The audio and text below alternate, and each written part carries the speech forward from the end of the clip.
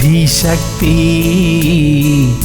ആരോഗ്യവും വസ്തുവക സമ്പാദ്യവും ബന്ധങ്ങളും അതിൻ ആഴങ്ങളും അർപ്പിക്കുന്നേശുവേ തൃപ്പാദേ ഞാൻ.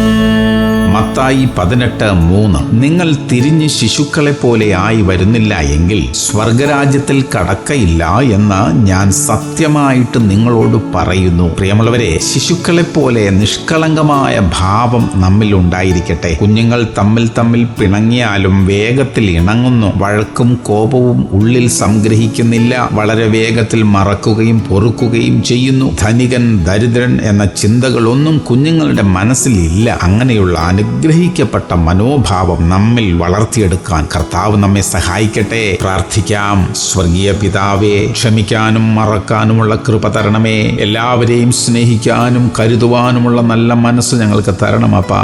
യേശു ക്രിസ്തുവിന്റെ നാമത്തിൽ തന്നെ. ആമേൻ, ആമേൻ, ആമേൻ.